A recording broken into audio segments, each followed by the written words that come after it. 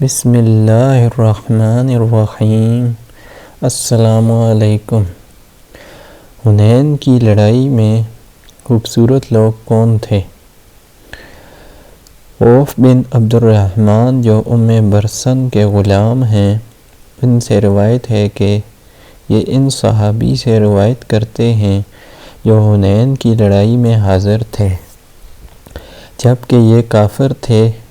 کہا کہ ہم رسول اللہ کے آمنے سامنے ہوئے تو آپ کا لشکر ہمارے سامنے اتنی دیر بھی نہیں ٹھہر سکا جتنی دیر میں بکری کا دودھ نکالا جاتا ہے، تو ہم آپ صلی اللہ علیہ وسلم کے سامنے اپنی تلواریں سونت کر آپ صلی اللہ علیہ وسلم کے سامنے آئے، یہاں تک کہ ہم نے آپ صلی اللہ علیہ وسلم کو گھیر لیا، تو کیا دیکھتے ہیں کہ ہمارے اور آپ صلی اللہ علیہ وسلم کے درمیان بڑے خوبصورت چہرے والے لوگ، اور انہوں نے یوں کہا، آنے والوں کے چہرے کبھی ہو جائیں پس لوٹ جاؤ۔ ہم اسی کلام سے شکست کھا گئے۔ عبد الرحمن مولا ابن برسن نے بیان کیا ہے کہ مجھ سے اس آدمی نے کہا جو یوم حنین میں مشرکین کے ساتھ تھا کہ جب ہم اور اصحاب رسول صلی اللہ علیہ وسلم یوم حنین میں ایک دوسرے کے سامنے آئے کہ وہ ہمارے سامنے اتنی دیر بھی نہیں ٹھہر سکے جتنی دیر میں بکری دودھ دوہی جاتی ہے۔ بیان کرنے والے نے کہا ہے، جب ہم انہیں تتر بتر کر چکے، ہم ان کے نقش قدم پر ان کا پیچھا کیے ہوئے تھے، یہاں تک کہ ہم ایک سفید خچر کے پاس پہنچے اور اچانک نظر پڑی تو دیکھا کہ وہ رسول اللہ صلی اللہ علیہ وسلم تھے۔ ہم آپ صلی اللہ علیہ وسلم کے پاس ایسے لوگوں سے ملے جو سفید رنگ کے حسین چہرے والے تھے، اور ان لوگوں نے ہم سے کہا، تمہارے چہرے کبھی ہو جائیں تم لوٹ جاؤ۔ چنانچہ ہم شکست کھا گئے اور مسلمان ہمارے کندھوں پر سوار ہوئے، پس وہ بات ہو گئی کہ ہمارے چہرے ذلیل ہو گئے۔ فرشتہ حضرت مصعب کی صورت میں عبداللہ بن فضل نے بیان کیا کہ حضرت صلی اللہ علیہ وسلم نے یوم احد میں حضرت مصعب بن عمیر کو جھنڈا دیا۔ حضرت مصعب بن عمیر شہید کر دیے گئے، تو اس جھنڈے کو ایک فرشتے نے لیا جو حضرت مصعب کی صورت میں تھا، تو آخری دن میں آپ صلی اللہ علیہ وسلم کی طرف التفات کیا اور کہا، میں مصعب نہیں ہوں، تو آپ صلی اللہ علیہ وسلم نے جان لیا یہ فرشتہ ہے اور اسی کے ذریعے امداد کی گئی ہے۔ جبرائیل کا گھوڑا۔ حضرت انس فرماتے ہیں کہ گویا میں اس غبار کو دیکھ رہا ہوں جو بنی کی گلی میں حضرت جبرائیل کے گھوڑے سے بلند ہوا۔ جس وقت حضور صلی اللہ علیہ وسلم بنی قریظہ کی طرف چلے تھے، ایک اور روایت میں ہے کہ حمید بن ہلال غزوہ بن قریظہ کے قصے میں ایک لمبی حدیث بیان کی ہے کہ حضور صلی اللہ علیہ وسلم نے اور آپ کے اصحاب نے ہتھیار اتار دیے۔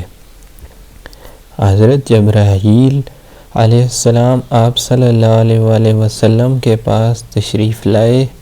آپ صلی اللہ علیہ وسلم حضرت جبرائیل علیہ السلام کی طرف نکلے اور حضرت جبرائیل علیہ السلام اپنے گھوڑے کے سینے کی طرف ٹیک لگائے ہوئے تھے۔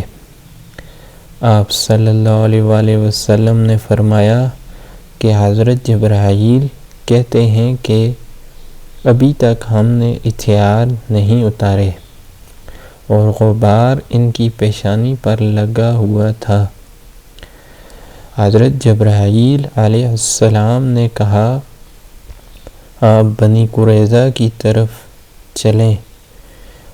راوی کہتے ہیں کہ حضرت صلی اللہ علیہ وسلم نے فرمایا کہ میرے اصحاب میں تھکن ہے، کاش کہ آپ صلی اللہ علیہ وسلم انہیں ایک دن کی مہلت دے دیں۔ راوی کہتے ہیں کہ حضرت جبرائیل علیہ السلام نے کہا، ان کی طرف چلیں، میں اپنے اس گھوڑے کو ان لوگوں پر ان کے قلعہ میں گھسا دوں گا اور پھر اس قلعہ کو زمین کے برابر کر دوں گا۔ راوی کہتے ہیں یہ کہہ کر حضرت جبرائیل علیہ السلام چلے اور فرشتے جو آپ صلی اللہ علیہ وسلم کے ساتھ چلے تھے یہاں تک کہ غبار انصاری بنی غنم کی گلیوں میں اڑتا ہوا دکھائی دیا۔ فرشتوں کا مشرکین سے لڑنا اور ان کو گرفتار کرنا۔ سہیل بن عمرو نے بیان کیا ہے کہ میں نے یوم بدر میں ایسے لوگ دیکھے جو سفید تھے، جو تکبرے گھوڑوں پر سوار آسمان و زمین کے درمیان تھے، ان پر علامتیں لگی ہوئی تھیں اور وہ کفار کو قتل کرتے اور گرفتار کرتے تھے۔ براہ وغیرہ نے بیان کیا ہے کہ ایک انصاری آدمی حضرت عباس کو گرفتار کر کے لایا تو حضرت عباس نے فرمایا اس نے مجھ کو گرفتار نہیں کیا ہے، مجھے تو قوم میں سے ایک آدمی نے گرفتار کیا ہے، اس کے حلیہ سے یہ بات بیان کر سکتا ہوں۔ تو حضور صلی اللہ علیہ وسلم نے فرمایا کہ اے انصاری، تیری مدد اللہ پاک نے بزرگ فرشتے کے ساتھ کی ہے۔ اور ایک اور روایت میں اس طرح ہے کہ انصاری حضرت عباس کو قید کر کے لائے تو انہوں نے کہا یا رسول اللہ صلی اللہ علیہ وسلم، اس نے خدا کی قسم مجھے قید نہیں کیا، مجھے ایسے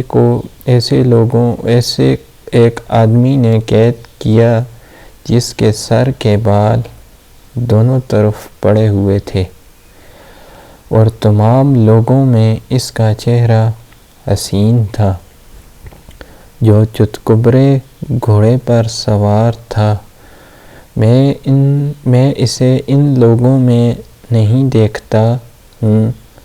اس انصاری نے کہا میں نے اس کو یا رسول اللہ صلی اللہ علیہ وسلم قید کیا ہے تو آپ صلی اللہ علیہ وسلم نے فرمایا چپ رہ، تیری اللہ نے فرشتہ کے ذریعے مدد کی ہے۔